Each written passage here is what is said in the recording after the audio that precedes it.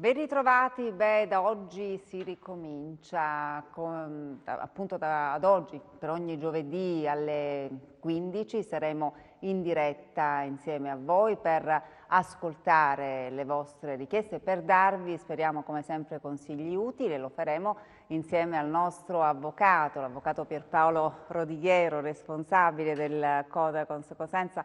Avvocato, bentornato dopo tanti mesi. Ci siete un po' mancato, perché sono successe anche un po' di cose in questi mesi, siamo passati dal lockdown ad un quasi liberi tutti, adesso ci sono nuove restrizioni e purtroppo quello che non è cambiato è la difficoltà, no, delle persone e delle imprese che davvero stanno pagando un prezzo altissimo per questo difficilissimo periodo di emergenza sanitaria, ma lo diciamo da tempo, avvocato, è anche un periodo di emergenza economica. Sì, la felicità di aver ripreso finalmente le trasmissioni è un poco stemperata dalla circostanza, dall'oggettività che i problemi vecchi con cui ci siamo lasciati prima dell'estate si sono diciamo, acuiti ancora oggi, perché abbiamo visto che purtroppo ciò che si temeva, non tanto la seconda ondata, ma quanto l'impatto serio, forte, vero, palpabile, l'impatto economico che ha avuto la pandemia, che ancora sta avendo una recrudescenza. La situazione è veramente triste, ma penso che i telespettatori se ne rendano conto semplicemente, ecco, passeggiando per le strade delle città calabresi, quali vedono che praticamente, a parte che c'è poca gente in giro, c'è poca voglia, ci sono molte saracinesche che sono rimaste abbassate da marzo 2020, non hanno più riaperto, e sono quotidiane le lamentele naturalmente di coloro che sono chiamati a gestire delle attività che praticamente molto probabilmente non sopporterebbero e non sopporteranno un'altra diciamo, ondata, chiusura, perché poi veramente non ci si rialza più. Tra l'altro ci sono attività che non hanno mai riaperto. Ci sono molte attività che non hanno mai riaperto. Voglio sottolineare che poi sarà un tema che poi toccherà trattare più approfonditamente. Non è tanto il termometro e la chiusura delle attività commerciali, ma Avvocato, io la interrompo perché per una comunicazione chiaramente di servizio ai nostri telespettatori. È da un po' di mesi chiaramente che non ci siamo, insomma c'è stata questa pausa estiva, però la formula della nostra trasmissione è sempre la stessa, cioè potete chiaramente intervenire in diretta per parlare con l'avvocato, oppure mandarci le vostre richieste sul numero WhatsApp che appare in sovraimpressione. Era giusto per ricordare, scusi se l'ho interrotta, giusto per ricordare questo ai nostri telespettatori. E tra l'altro, avvocato, le dicevo prima che ci sono delle attività che purtroppo non hanno riaperto, no? Dopo i mesi bui di febbraio-marzo, attività che si sono trovate in enormi difficoltà, perché anche poi riaprire, no? L'abbiamo visto con tante testimonianze nel corso delle nostre trasmissioni, anche riaprire non è stato semplice, perché era un terno al lotto per alcuni, no? Perché bisognava fare degli investimenti importanti per sanificare, mettersi a regola, eccetera, eccetera, con delle prospettive di incassi che chiaramente erano diverse rispetto al periodo antecedente al lockdown. Noi tra poco, non so se l'abbiamo già in collegamento, avvocato, avremo la testimonianza, sempre tramite Skype, di un imprenditore appunto del Cosentino che sta subendo, no, questa situazione. Un locale che una volta era pieno di gente, nel periodo del lockdown ha chiuso e non ha mai riaperto i battenti. Io non lo so se abbiamo già in collegamento, l'avevo visto nel preview, Patrizio Zicarelli, non so se è pronto, eccolo, lo vedo. Ci sente? Ci sente bene?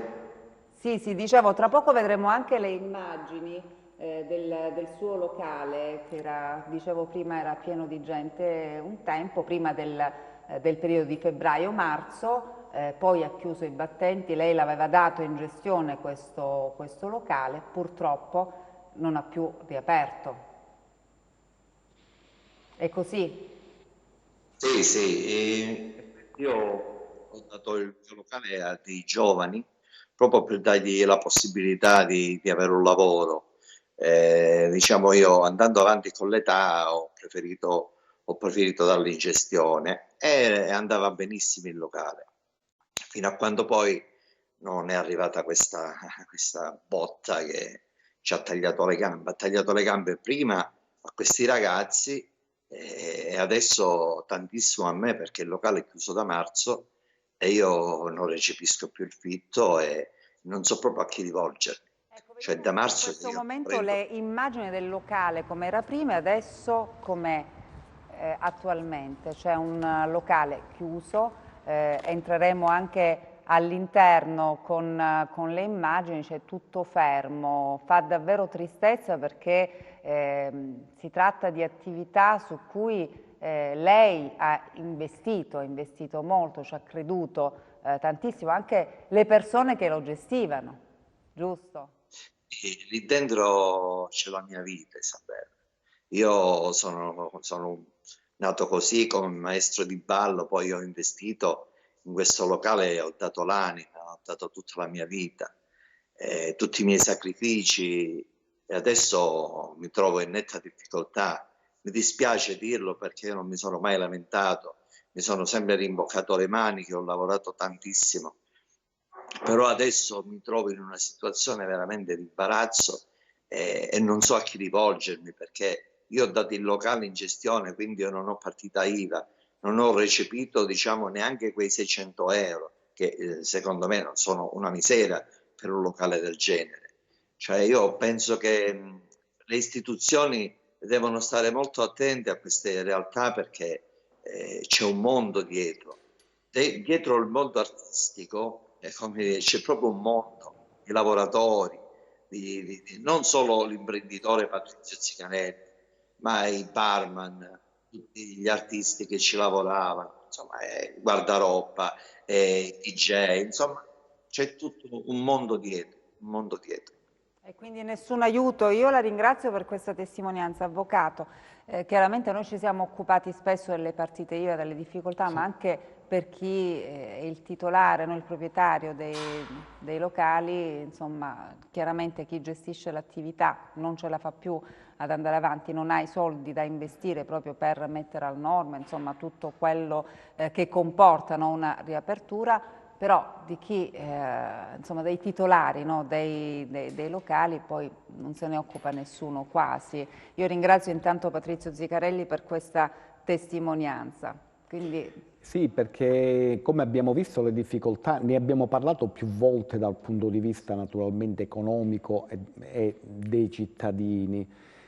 Questa crisi diciamo, sanitaria ha colpito il reddito e quindi il reddito naturalmente di chi è lavoratore autonomo, per cui sia imprenditori, sia chi ha in locazione o aveva in locazione locali commerciali. Questa pandemia ha colpito proprio il reddito, per cui il reddito è venuto a mancare da un giorno all'altro.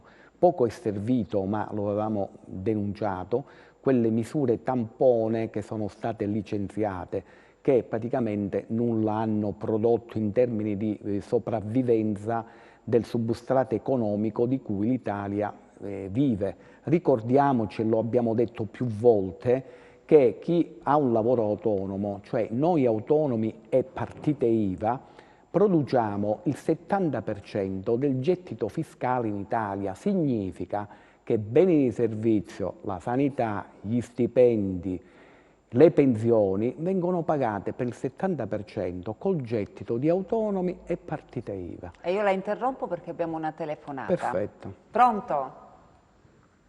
Pronto, buonasera, sono Franca da Cosenza. Io sono una tirocinante ex mobilità Diceva signora? e non c'è niente più. No, chiedo alla regia di risolvere il problema con la telefonata. Io non sentivo nulla, avvocato. Non No, so se... non c'è qualche problema, è il primo giorno che È la abbiamo prima iniziato, è per come il cui primo giorno di come scuola. primo giorno va benissimo, va benissimo. Vediamo se riusciamo intanto a ripristinare questa telefonata. Ci sono i nostri splendidi operatori tecnici che sono dietro le quinte, che davvero lavorano tantissimo anche per questa trasmissione, anche per rispondere alle tantissime certo. telefonate. Vediamo se abbiamo la telefonata. Pronto? Pronto? Sì? Allora, io sono Franca da Cosenza Sì. e sono una tirocitante ex mobilità. Sì. Volevo sapere se posso fare il reddito di cittadinanza, dato che ho già ricevuto il reddito di emergenza. Perfetto, quindi ex lavoratrice in mobilità, se non ho capito male. Sì. Il reddito di emergenza l'ha percepito, sul reddito Sì. di cittadinanza, avvocato? Sì, lo può. Ricordiamo che il reddito di emergenza è dato per un periodo massimo di 3 mensilità. Sì. Questo perché poi ci torneremo dopo. Chi ha usufruito del reddito di cittadinanza ed è scaduto a settembre, sappiamo benissimo che adesso può incominciare a fare le domande, perché per un mese si blocca, può già incominciare a fare le domande per il periodo di 18 mesi successivi, e in quel caso chi ha bloccato col reddito di cittadinanza per la mensilità di vuoto, di buco, naturalmente interviene il reddito di emergenza. Tutte le altre ipotesi di reddito di emergenza lo si può usufruire per 3 mensilità, come penso la telespettatrice, e percepisce una somma che è commisurata al reddito dichiarato che percepisce. Sicuramente la signora, avendo usufruito e quindi essendo stata meritevole di reddito di emergenza, deve andare a fare la domanda per, non so se l'ha mai fatta, per il reddito di cittadinanza, e vi consiglio naturalmente, recatevi presso gli intermediari, CAF, patronati, che vi inviano online. Potreste farla anche da sola, però diciamo il servizio è gratuito, per cui vi consiglio di procurarvi tutta la documentazione, no? Che anche telefonicamente ve la possono indicare, che ci vuole, che sostanzialmente è la fotografia anagrafica vostra e del nucleo familiare, unitamente alla documentazione che dimostri qual è il reddito percepito dal nucleo familiare, perché quelli sono i parametri che vanno a vagliare per essere meritevoli del reddito di cittadinanza o meno, per cui senz'altro...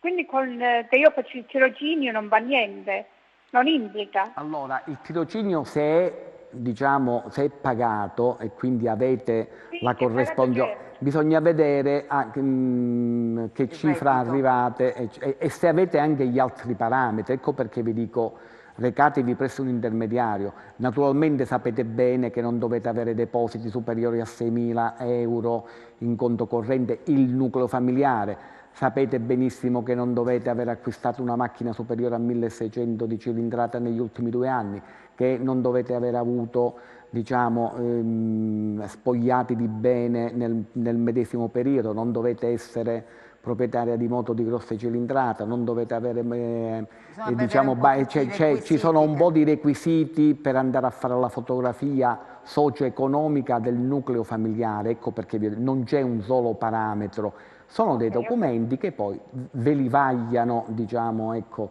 per vedere, però non è incompatibile che voi siate, diciamo, a fare tirocinio anche se retribuito con il reddito di cittadinanza, perché ricordiamo, il reddito di cittadinanza non è una misura per chi è inoccupato o disoccupato, è una misura per chi ha un reddito talmente basso che praticamente si interviene per evitare l'indigenza assoluta, quindi non è incompatibile con con il reddito non è Lo incompatibile. ricordiamo che si riferisce, per quanto riguarda la situazione reddituale, al nucleo familiare. Sempre nucleo Questo familiare, è importante perciò sottolinearlo, sempre del nucleo familiare, così come abbiamo sempre detto la pensione. Vivo da sola.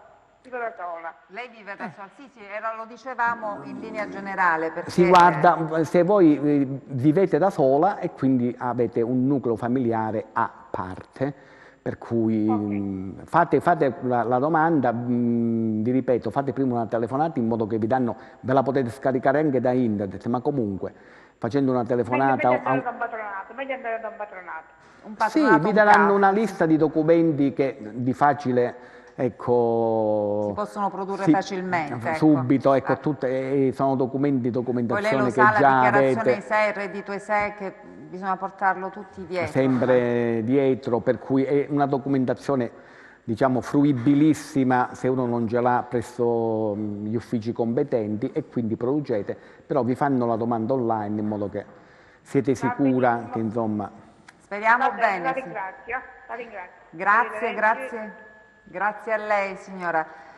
Insomma, si cerca di intercettare, no, degli aiuti, perché obiettivamente, dicevamo, negozi in difficoltà, addirittura chiusi, famiglie che quando chiude un negozio c'è dietro, insomma, un mondo, no? Lo diceva anche Zicarelli prima, non c'è soltanto il locale chiuso, ma c'è chi si esibiva nel locale, gli artisti, i proprietari, i gestori, insomma c'è un mondo, lì ci sono delle famiglie che sono in difficoltà, quindi si cerca... L'indotto che viene a mancare naturalmente se manca la fonte, proprio quella di reddito, chi genera poi reddito. Ricordiamoci che proprio in questo periodo non troveremo soltanto, perché ci sono molte attività commerciali, soprattutto quelle che vanno bene, eccetera, eccetera, che magari il distratto cittadino vede che sono aperti, però se notate in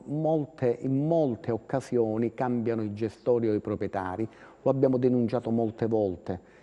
E lì purtroppo, proprio nei periodi di crisi, praticamente c'è la mano del malaffare, c'è un sacco di attività in questo periodo, sono rilevate da chi in questo periodo ha molti soldi, e quindi chi ha molti soldi è solamente... Certo, un allarme che è stato lanciato l'allarme dell'usura, anche è pericolosissimo. Il governo, il ministro della Lamorgese, insomma, più volte. Ma il nostro procuratore della DDA di Catanzaro lo ha denunciato Noi ne abbiamo parlato molte volte. E quindi, ecco, ne abbiamo parlato molte volte, per cui ci sono tutta una serie di problematiche. Voglio ricordare che c'è questo blocco, lo diciamo, dei licenziamenti, che adesso ci sarà fino a marzo 2021, che anche lì bisognerebbe diciamo, investire, perché blocco dei licenziamenti non significa continuità produttiva, ma semplicemente blocco dei licenziamenti, quindi nient'altro, perché è la macchina che invece si deve avviare.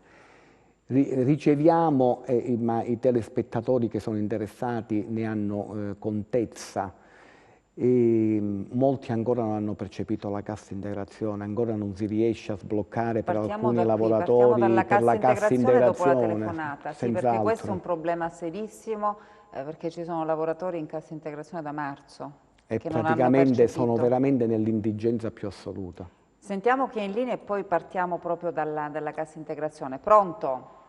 Buonasera. Salve, da dove ci chiama? Buonasera, chiamo da Catanzaro. Benvenuto intanto. Volevo chiedere all'avvocato, buonasera, volevo dire, siccome io è scaduto il... Sì, prego. È ancora in linea? Si è emozionato. Si è emozionato, forse devo dare la linea alla regia in questo momento per una breve pausa. Vediamo se mi dicono alla regia ci dobbiamo fermare e poi magari recuperiamo questa telefonata con il nostro telespettatore da Catanzaro. Allora ci fermiamo pochi istanti.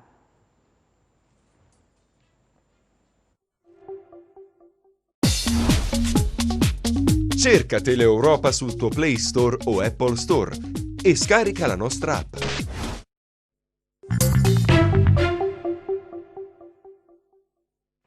Ed eccoci di nuovo in studio, non so se siamo riusciti a ripristinare la telefonata con il nostro telespettatore da Catanzaro. No, ancora no. Allora, Avvocato, concludiamo il discorso sulla cassa integrazione, perché stavamo dicendo prima che ci sono ancora persone che non hanno lavoratori in Ci sono ancora lavoratori che purtroppo non hanno percepito e non percepiscono nessuna fonte di sostentamento, quali la cassa integrazione, con poi la pregiudiziale, col problema che non possono accedere al REM perché il cassa integrato non è colui che non ha reddito. Ecco, quindi per tutto il periodo di cassa integrazione il cassa integrato percepisce quel reddito che è praticamente proporzionato allo stipendio che prendeva prima della messa in cassa integrazione, per cui ci sono tutta una serie di problematiche non risolte durante il lockdown e praticamente nemmeno dopo. Quindi questo non perché diciamo sono problemi di pronta e facile soluzione, ma comunque noi siamo chiamati per constatare, quindi noi non per fare complimenti ma per denunciare, diciamo, delle difficoltà, e le denunciamo senz'altro. Certo, intanto salutiamo chi è in linea, pronto? Sì, buonasera, buon pomeriggio, sono da Corrente. Benvenuto intanto, prego. Vorrei sapere sull'invalidità il 100% sull'aumento. Io sono un invalido al 100%, con l'accompagnatore, c'ho il diritto ad averlo, questo volevo sapere. Questo aumento sull'invalidità al 100%? Sì, siete nelle condizioni, perché se siete invalidi, ovviamente, allora, voi non è che avete l'accompagnamento e siete invalidi al 100%, se non eravate invalidi al 100% non avreste mai avuto l'accompagnamento. Vabbè, per metterli, diciamo, nell'ordine cronologico giusto. Certamente. Cosa deve fare? Perché avete l'indennità d'accompagnamento indipendentemente dal reddito che avevate prima di avere l'invalidità. Quindi questo perché l'indennità di accompagnamento prescinde. Se voi avete reddito, avete redditi da rendite o qualcos'altro, eccetera, eccetera, e allora sicuramente... Pago soltanto un affitto 3. No, come reddito vostro, sicuramente avete diritto all'aumento del 100% di quello che prendete a titolo di pensione. Quello che voi avete. Ma si deve attivare il nostro telespettatore oppure è in automatico? No, è in automatico, perché se voi la percepivate è in automatico che vi viene dato il famoso raddoppio con diciamo gli arretrati. Perché nella inabilità è diverso, perché voi avete il 100%, invece è diverso quello. Quindi ha diritto, insomma, a questo. Va bene? È invalido. Non è inabile al 100%, è invalido al 100% e ha diritto. No, io sono proprio invalido al 100%. Sì, e ne avete diritto, non siete inabile al 100%. Allora siete inabile al 100%, avete diritto non a questo, ma come sapete benissimo avete diritto all'esenzione del ticket, ad avere tutte le gratis, tutte le... la diagnostica, sì, e quindi non è per l'inabile, è per l'invalido. Quindi voi siete... Non posso lavorare, sul verbale c'è scritto 100%. Sì, perché siete inabile. Quello di cui stiamo parlando è invece l'invalidità al 100%. Quindi sono due cose per cui quello che vi consiglio adesso, dalla famosa sentenza c'è adeguamento poi di normative di legge, adesso ci sono dei progetti di legge quindi che sono allo studio, al vaglio, che praticamente tendono ad estendere questo beneficio non soltanto a coloro che hanno un'invalidità al 100%, ma anche a coloro che hanno un'invalidità minore del 100%. Questo perché chi è invalido all'80% non è che sia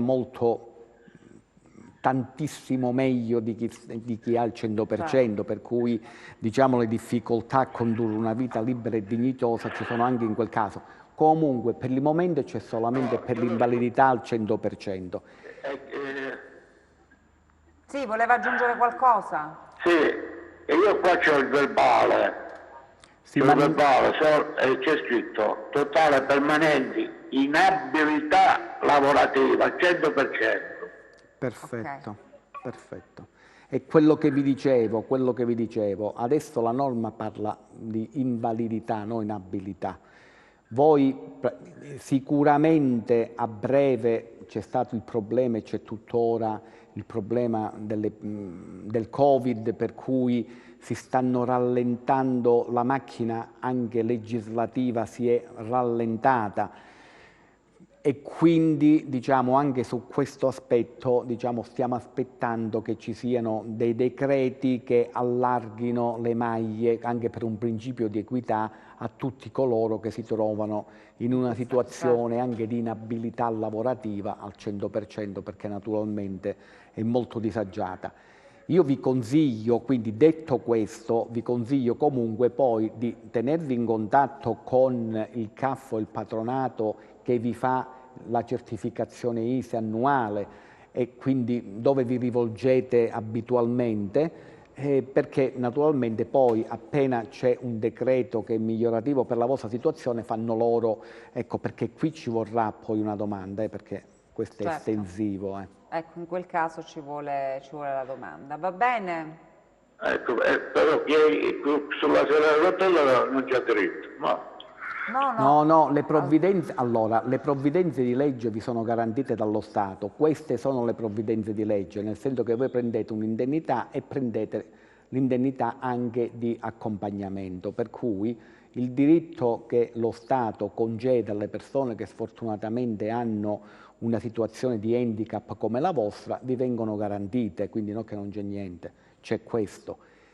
Siccome dovrebbe migliorare sensibilmente dal punto di vista economico, vi invito, ecco, noi ci siamo qui ogni settimana, ma anche i patronati, se avete un patronato di riferimento dove, per esempio, vi dovete fare la certificazione ISEE e quant'altro, anche loro danno informazioni, in modo che come c'è questo miglioramento derivante da norma di legge naturalmente, poi potete senz'altro farvelo inviare online.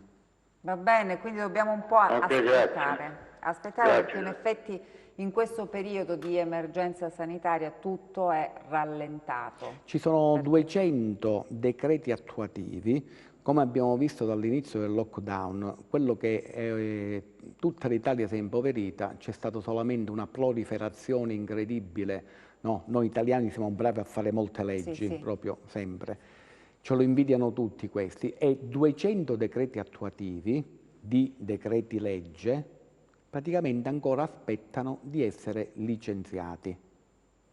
Quindi questa è la situazione, ma ci sono situazioni molto gravi perché dall'inizio del lockdown c'è anche quel famoso fondo salvacase, che praticamente chi ha i beni immobili pignorati, praticamente questo è un decreto legge che è uscito,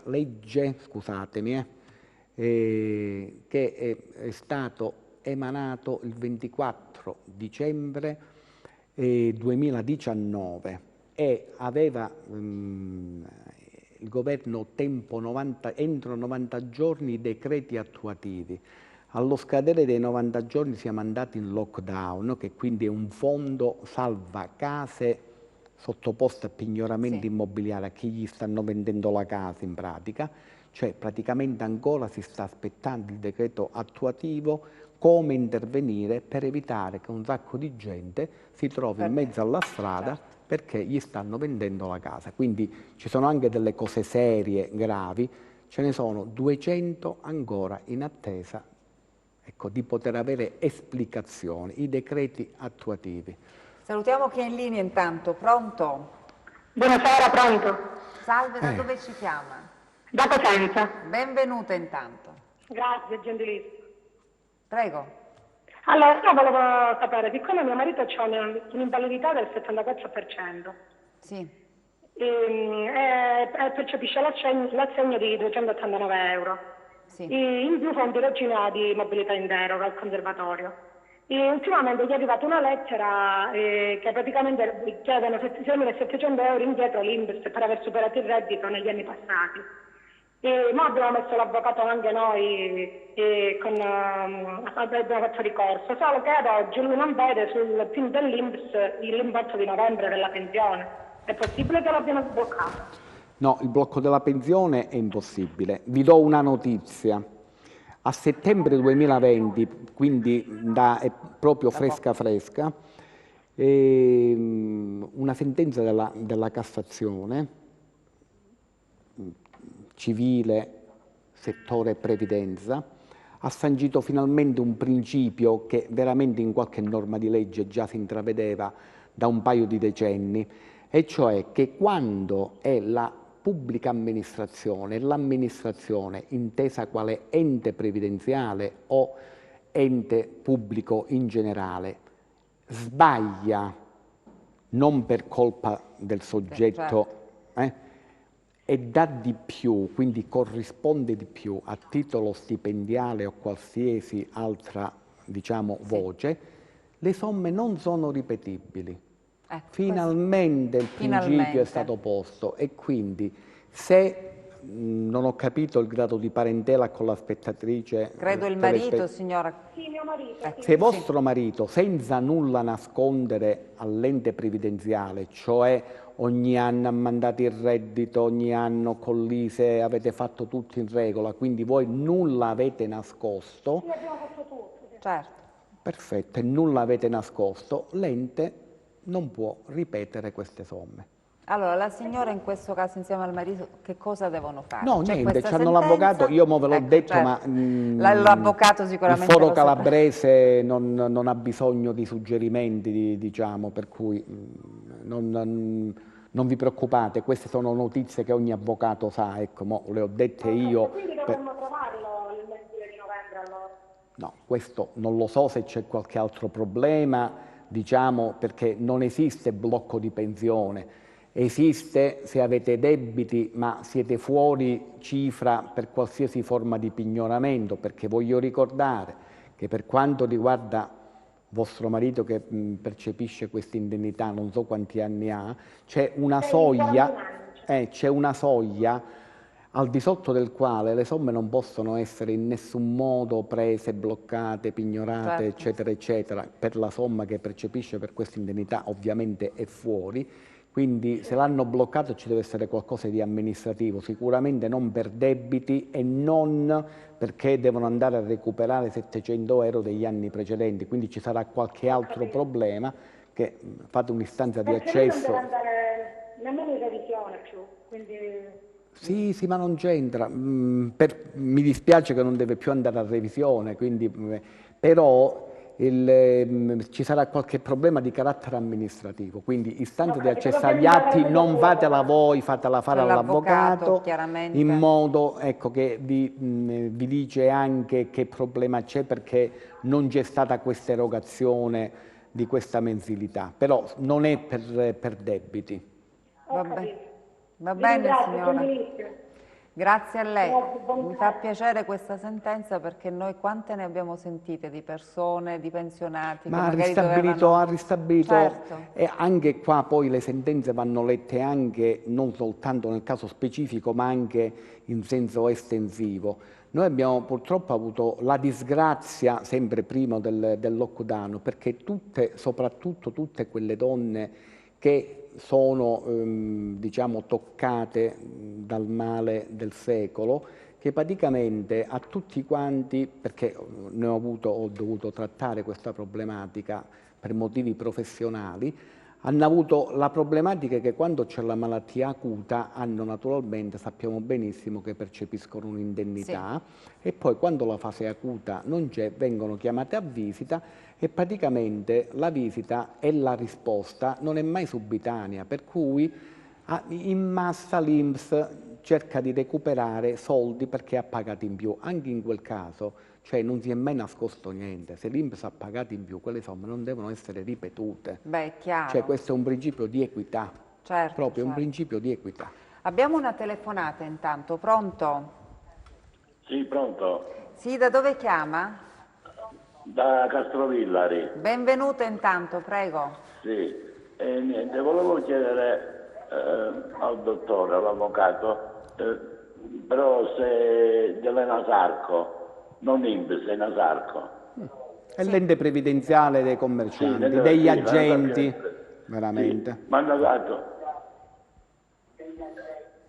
Può abbassare il volume del televisore? Io non l'avevo ancora fatta oggi questa richiesta. Sì, questa richiesta. Abbassare un po' il volume del televisore, altrimenti qua sentiamo l'eco e non riusciamo a capire bene. Voi siete stata agente di commercio sicuramente. Sì, io ho la pensione INPS e la pensione di Enasarco come invalidità prima e poi inabilità al 100%.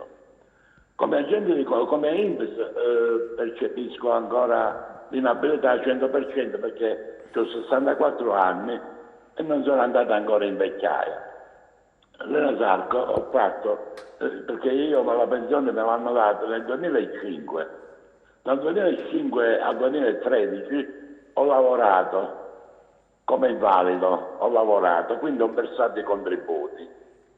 Adesso c'è il supplemento di pensione che si piglia ogni 5 anni.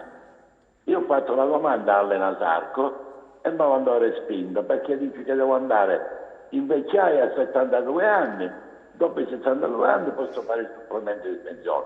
Però nella stessa legge che fanno loro scrivono che il supplemento di pensione va pigliato a 72 anni. Però escluso per gli inabili al lavoro al 100%, perché gli inabili al lavoro al 100% possono averlo prima. Io sono diventato inabile a settembre 2014, il 2019, dopo 5 anni ho fatto una domanda e me l'hanno respinta.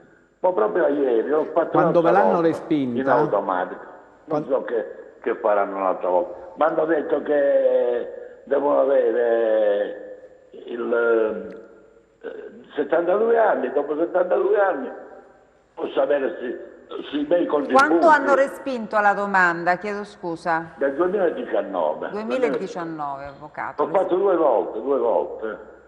Vedete che ci sono dei termini per impugnare? Quindi c'è nei termini? Devo fare il calcolo perché c'è sia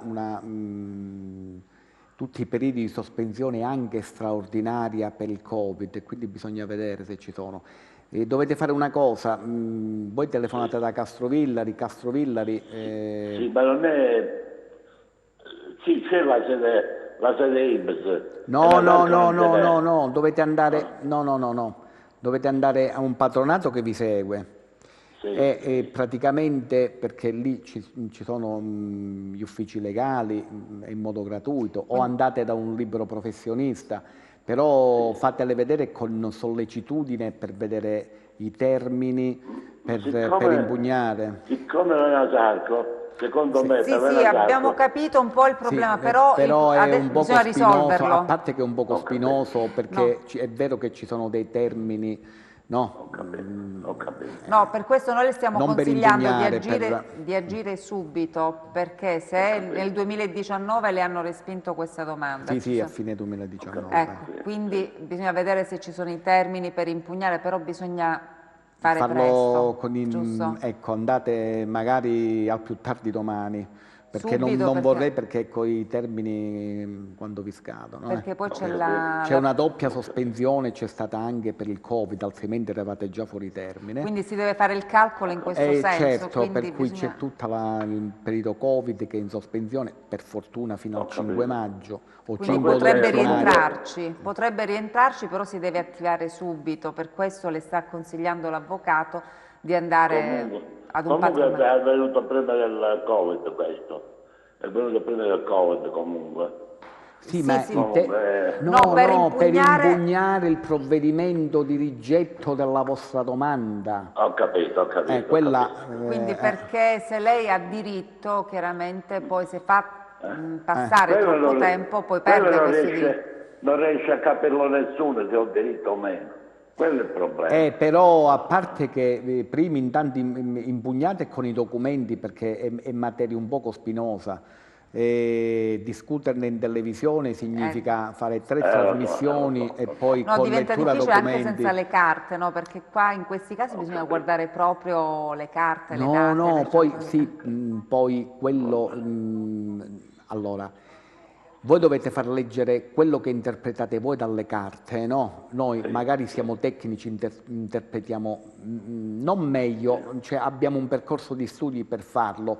Una cartina, un progetto lo legge meglio un architetto che un avvocato sicuramente. Le carte queste qui è meglio che le legga un avvocato e Certo. non la parte interessata, perché basarsi su quello che dice la parte sicuramente rischiamo di dare informazioni sbagliatissime. Certo, certo, quindi si deve attivare al più Subito presto per vedere se nei il termini con la patronato. documentazione, patronato o avvocato privato, ma i patronati fanno assolutamente gratuito, quindi. Poi ci faccia sapere chiaramente. Ho Però, capito, ok.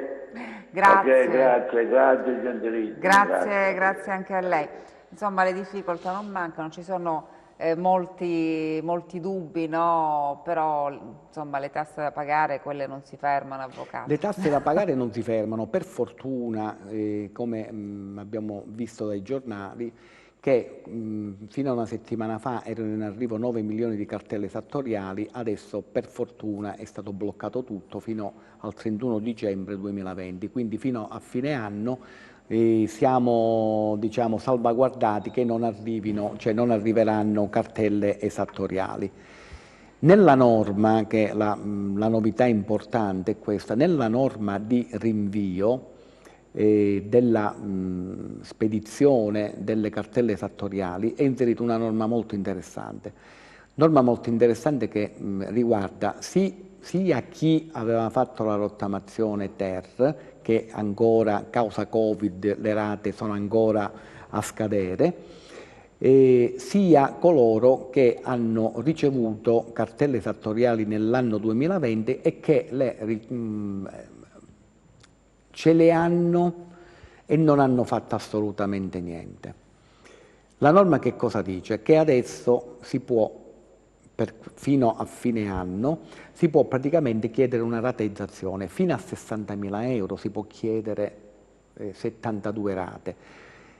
Poi praticamente lì, oltre 60.000 euro di debito bisogna che ci sia un'istanza che sia naturalmente suffragata da documentazione, ma lì se uno è in difficoltà non avrà difficoltà Certo, a provare che provarlo. ecco la criticità economica che ha e si può allungare da 72 fino a 120 mesi la rateizzazione.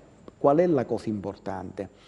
Che non si andrà a decadere dalla rateizzazione fino all'aver non pagato 10 rate anche non consecutive, per cui diciamo la forma di respiro è questa: fino a fine anno si può rateizzare il debito con l'erario e dopo che si fa la richiesta di rateizzazione si ha la possibilità di saltare 10 rate. Quindi insomma, quello, diciamo, un po' in poche parole ci vuole fino a ottobre 2021, ecco, uno non viene aggredito dall'agente di riscossione se, diciamo, aderisce alla rateizzazione.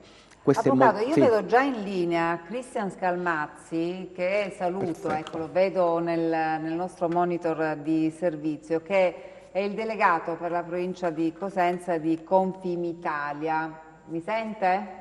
Buonasera. Salve. Buonasera. Benvenuto. Noi stavamo parlando, no, anche nella prima parte della trasmissione delle difficoltà delle imprese, voi un po' accompagnate, no, le piccole e medie imprese un po' nelle attività anche burocratiche, no, in questo periodo poi non mancano. Un po' avete anche il polso della situazione, no? Come stanno andando le cose, se in questi mesi di attese e di promesse qualcosa è cambiato, oppure abbiamo delle aziende, piccole e medie imprese sempre più in difficoltà. Allora, purtroppo questo positivo calabrese, che è rappresentato da una dimensione di impresa di dimensioni piccole, definite a sistema dal sistema comunitario come microimprese, stanno facendo fatica a ripartire, perché comunque le misure fino a qui adottate non sono state molto incisive. Le misure che sono state adottate, ma soprattutto le problematiche connesse al distanziamento sociale e quant'altro, l'impossibilità di avere rapporti diretti all'interno delle banche, all'interno degli uffici pubblici, non fa che aumentare i tempi di risposta di quelle che dovrebbero essere delle misure immediate di sostegno alle imprese. Noi oggi stiamo vivendo, oggi si parla del nuovo decreto per quanto riguarda la manovra di bilancio che dovrebbe stanziare nuovi fondi. Abbiamo ancora imprese che sono in attesa dei contributi a fondo perduto che erano stati presentati a partire da giugno con scadenza 13 agosto dell'Agenzia delle Entrate, per cui le imprese ancora oggi sono in attesa, perché da inizio settembre sembrerebbe che i fondi sono terminati e le istanze presentate non sono state poste in pagamento. Quindi si parla molto di misure, di denaro che deve arrivare alle imprese, però se si va poi a vedere nel dettaglio, ci sono ancora molte piccole imprese che non hanno ricevuto i dipendenti della cassa integrazione, i titolari contributi a fondo perduto dell'Agenzia delle Entrate, e in più in questo momento ci sono molte difficoltà nel reimpostare il lavoro anche in base a quelle che è l'ultima emergenza di questi giorni, dove comunque il numero di contagi che è in continua salita sta facendo iniziare a preoccupare non di poco le attività. Volevo al dottore Scalmazzi, stanno arrivando in associazione molti problemi per quanto riguarda le ispezioni dell'Ispettorato del Lavoro, c'è anche fermento per quanto riguarda questo, cioè continuano, le ispezioni naturalmente non si sono diciamo, fermate, ed è giusto che sia così, però mi sembra che i rapporti fra questi enti non siano dei migliori, soprattutto in questo periodo. Le consta questo con le piccole e medie imprese? Purtroppo quelle che sono le attività di accertamento e di verifica non si sono assolutamente fermate, anzi continuano anche qui con numerose difficoltà. Allora, pensate che per decreto fino al 31 dicembre del 2020 non si può procedere a licenziare. Noi come sindacati stiamo facendo molti verbali di conciliazione affinché le imprese possano procedere a legittimare l'eventuale volontà di ridurre i costi del lavoro connessi alla riduzione comunque dei ricavi. È vero che l'azienda ha usufruito della cassa integrazione, ma è pur vero che se ho 3 dipendenti e non riesco ad avere più la marginalità che avevo un tempo, è anche giusto che se c'è l'accordo col dipendente possa procedere a un licenziamento. Quindi se il dipendente non si vuole dimettere perché comunque perde i benefici legati agli ammortizzatori sociali, l'unico strumento oggi è quello di fare un verbale di conciliazione. Io proprio stamattina ho assistito a una scena raccapricciante davanti all'Ispettorato del Lavoro. Mi trovavo lì davanti per depositare un verbale di conciliazione. Dottor Scalmazzi, ce lo dice fra poco, perché devo dare la linea alla regia, così ripartiamo proprio da questo, da quello che è successo questa mattina. Rimanete con noi.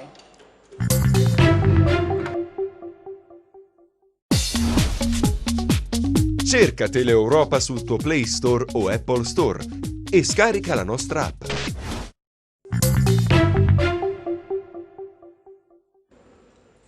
Ed eccoci di nuovo in studio, ultima parte di questa nostra trasmissione dedicata come sempre a voi cittadini. Prima di andare in pubblicità stavamo parlando con Cristian Scalmazzi, che è il delegato per la provincia di Cosenza di Confimitalia, insomma ci ha raccontato un po' le difficoltà reali e concrete nonostante le promesse, no? Le tante promesse che abbiamo ascoltato in questi ultimi mesi, le difficoltà, dicevo, concrete e reali delle piccole e medie imprese. Prima di andare in pubblicità ci stava raccontando proprio un episodio accaduto questa mattina, dottore Scalmazzi. Sì, un intervento stamattina all'Ispettorato del Lavoro, dove un'impresa doveva, presumo, fare una conciliazione monocratica con un dipendente, e mentre erano fuori ad aspettare gli animi si sono accesi, questo a testimonianza di quello che è anche l'esasperazione oramai a livello sociale degli animi delle persone, sia dei lavoratori che delle imprese. Il lavoratore ha iniziato a dare in escandescenza, alla fine è dovuta intervenire una pattuglia della polizia. Certo, il momento è difficile, di tensione, non solo per gli imprenditori ma anche per i lavoratori, perché insomma se l'impresa, non lo diciamo da tanto, se l'impresa è in crisi il lavoratore è in crisi, la famiglia di quel lavoratore. Purtroppo è questa la realtà dei fatti. Guardi, allora noi siamo un'associazione dove formalmente tuteliamo quello che è il capitale imprenditoriale, colui che investe e assume il rischio di impresa. Però la nostra forma mentis è anche quella di guardare al lavoratore non come un peso per l'azienda, ma come un valore aggiunto per la stessa. E ci sono molti imprenditori che sono anche nostri associati, che oggi vivono proprio nel disagio di non poter garantirsi una redditività per l'azienda, ma soprattutto nell'essere incapaci di poter garantire i diritti che avevano fino ad oggi garantito ai dipendenti. Dottore Scalmazzi, io la ringrazio per questa sua partecipazione, poi la richiameremo anche nelle prossime puntate. Intanto Sarà un mio piacere essere qui. speriamo però di dare delle belle notizie, ecco, che qualcosa davvero si muova davvero, che le imprese, le nostre piccole e medie imprese, che sono davvero l'ossatura, no, portante dell'economia, possano vivere un momento sicuramente migliore. Allora ci sentiremo. Grazie, buonasera.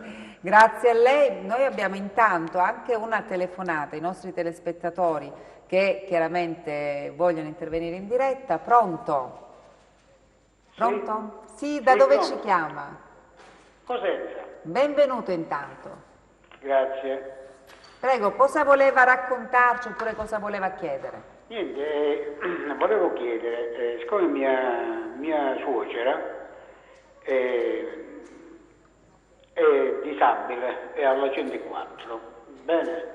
Sì. Questa 104, ai sensi dell'articolo 4 della legge 1992, è portatore di handicap in situazione di gravità, quindi non è più... È l'articolo 3,3, è l'articolo 3,3, legge 104. 3,3, bravo, giusto. Grazie.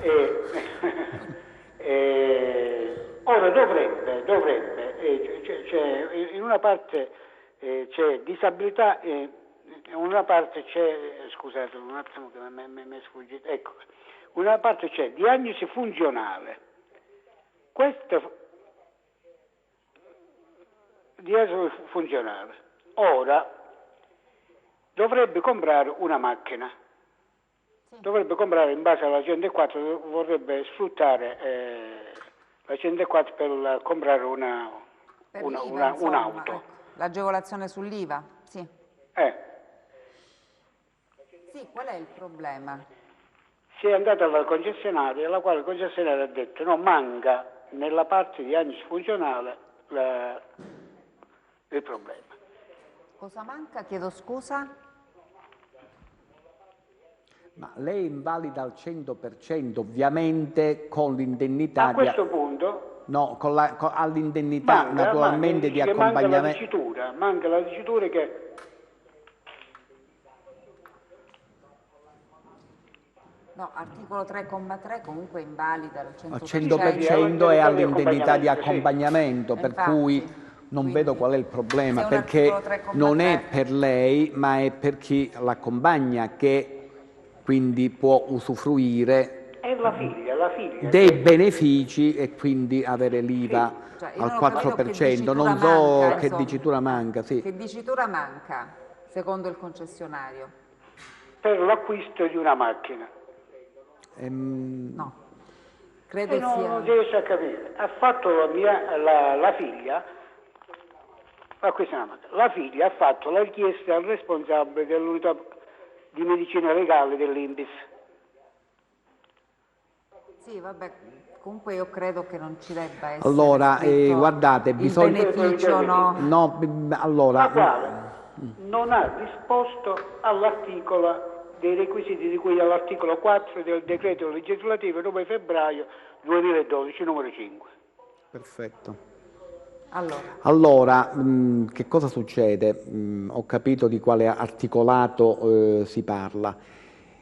Mi meraviglia molto che si tratti che venga applicato, cioè hanno escluso dai benefici di questa legge del 2012 la signora, però è molto strano e irregolare, per cui vi invito anche questo a farlo vedere a un patronato, per cui si legge bene tutto l'articolato e tutto il contesto, perché molte volte questo articolato, questa legge del 92, la applicano a coloro che hanno l'invalidità, anche se non al 100%, e praticamente sia se hanno diritto all'accompagnamento, no, c'è una invalidità molto seria, e lo usano soprattutto quando vi sono soggetti che possono avere diritto alla scontistica dell'IVA per quanto riguarda gli ausili delle auto, cioè chi ha difficoltà di deambulazione e ha bisogno di una macchina con i comandi al volante e quindi tutto quel, perché ha naturalmente dei problemi, allora si applica questo articolato, e qualora la commissione di prima istanza, come questa della parente del telespettatore, non ravvedono che ci siano i requisiti per poter usufruire di questi ausili, non di questi ausili, dello sconto per una macchina con questi ausili, allora escludono che sia beneficiario. Cosa bisogna fare? Bisogna impugnare e portare davanti al giudice del lavoro e della previdenza. Anche in questo caso, siccome è stato negato, naturalmente deve impugnare. Quindi vi invito a fare ciò. Quindi quando ci sono dei dinieghi, come nel caso della parente del telespettatore, non bisogna andare a interpretare, perché vi scadono i termini per impugnare davanti al tribunale, che sono dei procedimenti che sono molto veloci. quindi bisogna andare a un patronato, Quindi un legale. questo non è il non riconoscimento, semplicemente che la Commissione, non ho capito per quale motivo, ha escluso la signora da tali benefici. Cioè ha riconosciuto tutto, quindi l'accompagnamento, il 100% naturalmente di invalidità, e ha escluso da questi benefici di questa legge del 2012, che tra gli altri prevede anche l'acquisto di autovetture modificate, diciamo, per adeguarle alla patologia. E quindi ecco, necessita di essere impugnato, non interpretato con l'INPS. Quindi consiglio al nostro telespettatore patronato oppure legale di fiducia Sì, per impugnare. perché bisogna impugnare. Anche in questo caso rivolgetevi il prima possibile per evitare termini di decadenza.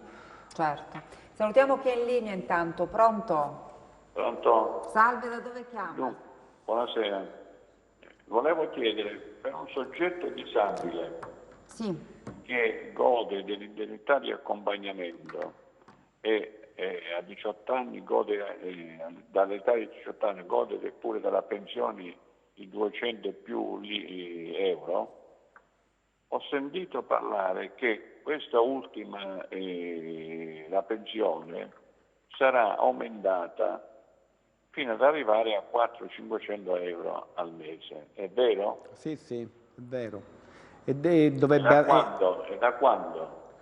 Dunque, è stata licenziata, se non sbaglio, prima dell'estate, quindi vi dovrebbero arrivare in automatico la maggiorazione e gli arretrati. Ma è in automatico o dietro richiesta? No, chi percepisce, se già la percepisce va in automatico, non è una domanda nuova. Quindi passerà quale sarà la somma mensile? Quindi? Circa il doppio, però non ve lo so dire la cifra precisa, circa il doppio di quello che percepisce adesso. Tenete presente che anche cause, sono molto in arretrato anche con questo. Sempre per causa Covid, per emergenza sanitaria, quindi come dicevamo prima si è tutto un po' rallentato. Ecco, Vabbè, è una questione cronica dell'Italia, non è il Covid maggiormente... E in questo periodo di Covid magari si è ulteriormente aggravata. Però questo è il problema, sì, questo, così come tante altre prestazioni, quindi... Va bene, grazie. Niente. Grazie a lei. Parliamo anche del sisma bonus, avvocato, abbiamo tempo per...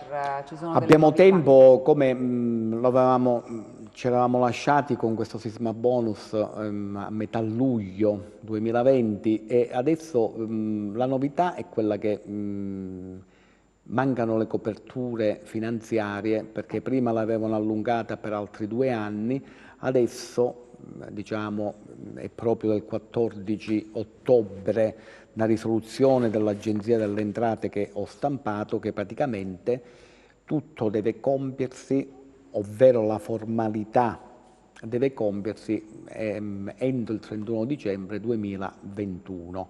Quindi sarebbe dei soldi? Non c'è la copertura per gli anni successivi, però si auspica che invece questa misura possa valere anche per anni anche a venire, perché sarebbe un motore per diciamo l'economia. Forse c'è una telefonata. Una telefonata, pronto? Buongiorno, volevo parlare con l'avvocato. Prego, la sta ascoltando. Da dove ci chiama? Lo posso chiedere? Io chiamo dalla Venezia. Benvenuto intanto, prego. Allora, io mi chiamo Gaudino. Allora, io percepisco una piccola pensione di infortunio. Sì. Però non so, non c'è stato mai un aumento, come mai? Vabbè, infortunio, che percentuale di invalidità avete? 34%. E 34% quanti anni avete? Io ho 56 anni. Sentite, ma provate, perché non è incompatibile, no? Anche se avete questo, avete fatto la domanda del reddito di cittadinanza, se il nucleo familiare ha i requisiti... No, siamo io e mia moglie perché i figli sono sposati. Perfetto. Quindi come requisiti forse potreste rientrarci. Perché siete troppo giovane per avere altre, diciamo, provvidenze, però provate, perché avendo un reddito così basso per infortunio potete ben usufruire, diciamo, del reddito di cittadinanza. Recatevi a un CAF o ad un patronato e data l'età che avete, sicuramente va bene che non vi chiamano perché non ci sono posti di lavoro, ma non avete nemmeno il pericolo che vi chiamano, perché chiamano prima chi è, diciamo, di età più giovane e quindi per essere utilmente collocata al lavoro. Voi avete l'età 56 anni. 56 anni. È giovane, quindi... Siete giovane, però sono siete... iscritta alla categoria protetta pure. Certo, sì, perché lei ha questa invalidità del 34, se non ho capito male? Sì. Quindi diciamo avete fatto bene a scrivervi nelle categorie protette, speriamo che si incentivi anche la creazione di posti di lavoro. Però intanto se hai i requisiti chiaramente poi deve valutare. Economici, sì, in modo che avete un sostegno economico in più. Quindi ancora non l'ha mai, cioè lei non ha mai pensato di fare la richiesta per il reddito di cittadinanza? Sì, l'ho fatto, ma però mi danno poco, 300 euro al mese. Quindi l'ha già fatto, quindi ha già fatto il reddito e allora di cittadinanza. Vi dovete stare tranquillo, speriamo che vi possano collocare. Perché l'aumento sulla pensione, diciamo, di invalidità credo che non ci sia, perché ha una invalidità del 34%. Quindi non c'è. Quindi non è previsto in questo caso l'aumento di questa somma. Ok, vi ringrazio e buona serata. Grazie, grazie anche a lei. Arrivederci. Concludiamo sul sisma bonus. Sì, e praticamente sappiamo che ormai le maglie di questa possibilità praticamente di rendere ecologici, quindi con ristrutturazioni e tutti quegli interventi per rendere verdi, diciamo, il patrimonio immobiliare italiano, quindi dai pannelli solari al cambio delle caldaie, al cambio degli infissi, cappotto termico e quant'altro, oltre che la ristrutturazione degli immobili, anche se essi cadenti, perché col SIMAS bonus si può addirittura, se è antieconomico, ristrutturare, si può addirittura abbattere e ricostruire, e con diciamo lo sconto in fattura del 100%, praticamente chi ne usufruisce praticamente nulla paga. C'è tutta una parte amministrativa esasperante da parte della società che propone praticamente la ristrutturazione usufruendo dell'incentivo del 100%, e lì c'è tutta la parte amministrativa che è veramente esasperante, sì, perché si passa dalle responsabilità che ci sono dai vari soggetti alla raccolta della documentazione. Sappiamo benissimo che il patrimonio immobiliare italiano, le irregolarità, perché le carte catastali c'è stata un'incuria nel custodirle, c'è stata un'incuria nell'andare a verificare se corrispondevano al realizzato, per cui già soltanto per andare ad eliminare qualche diciamo percentuale di abusivismo, praticamente passa il tempo e uno rischia di non usufruirne. Cioè è la legge molto buona sul presupposto, poi praticamente da prima del Covid doveva entrare, diciamo, proprio a regime, nel senso che dovevano essere, diciamo, stanziate data fruibilità. Ci troviamo a fine ottobre che praticamente ancora questa è una macchina che non riesce a partire, e naturalmente sappiamo che l'indotto del mattone è dove campa l'Italia. Certo, infatti quindi, c'è molta ecco, attesa, no? C'è molta attesa, perché non solo le famiglie, i proprietari lo abbiamo degli immobili, ricordato, certo. lo abbiamo ricordato, insomma, le centinaia di migliaia di lavoratori edili che sono in cassa integrazione, se si mette in moto la macchina del mattone della ristrutturazione, verranno richiamati dalla cassa integrazione, quindi l'INPS non è più appesantita e i datori di lavoro, lavorando, pagheranno loro i contributi, e in qualche modo, perché sappiamo benissimo che l'INPS ha accumulato solamente un ulteriore buco miliardario che non so fino a quando riuscirà a garantire il pagamento delle pensioni. No, vedremo. Intanto salutiamo chi è in linea. Pronto? Pronto? Salve, da dove ci chiama? Buonasera, io chiamo da Cosenza. Benvenuta, prego. Vorrei sapere come mai per la ricezione delle multe da parte del municipio di Cosenza, del comune di Cosenza, si avvalgono di un'altra ditta, che questa ditta ci dice che è giacente un atto presso via Genisio. Perché non ci portano direttamente il verbale? Cioè le multe che fanno a Cosenza non è il comune, cioè non sono i vigili urbani, ma è una ditta esterna, questo ho capito. Appunto, ma perché non Non so se il municipio, non ci mi pare, non recapitano mi ricordo. direttamente la contravvenzione? Guardate, i comuni notificano per i fatti loro, possono appaltare diciamo, la lavorazione, però con tutta una procedura, e anche la spedizione delle contravvenzioni per violazione al codice delle strade, le classiche multe, per cui questo lo possono fare.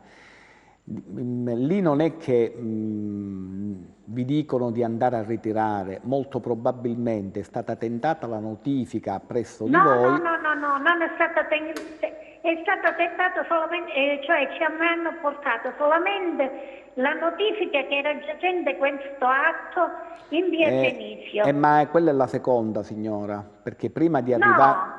No, non mi sono mossa da casa, per No, cui... no, che non vi siete mossa da casa non c'è nessun dubbio, però quando vi hanno portato l'avviso che è in giacenza un atto, quella è la seconda notifica che vi hanno fatto. Assolutamente no. Io sono reduce di un intervento e quindi non mi sono mossa da casa.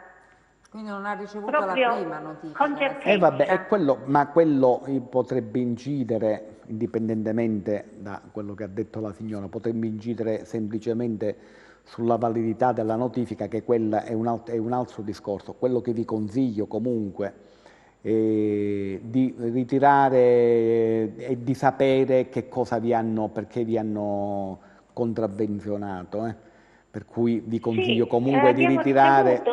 L'abbiamo ritirata questa lettera, comunque ci sono pure 20 euro di notifica in aggiunta alla contravvenzione. Quello che vi consiglio, perché l'avete letto bene, voi avete tempo 30 giorni dal momento in cui vi è stata notificata questa contravvenzione. No, sulla lettera c'è scritto 5 giorni, non 20. No, 5...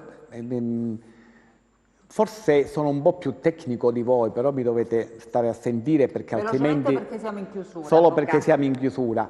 Praticamente quello dei 5 giorni, se voi pagate entro 5 giorni risparmiate il 30%, quindi se pagate risparmiate.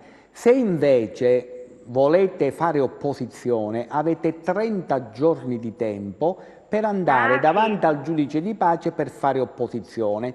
Prima di fare ciò fate vedere a un avvocato o a una delle varie associazioni che ci sono in tutto il territorio per vedere se ci sono motivi che possono arrivare all'annullamento di questo verbale. Se non ci sono motivi e quindi dovete pagare, allora approfittate di questo 30% di sconto e quindi per pagare entro 5 giorni. Scusa se la interrompo. Signora, velocemente per questi 20 euro per il recapito.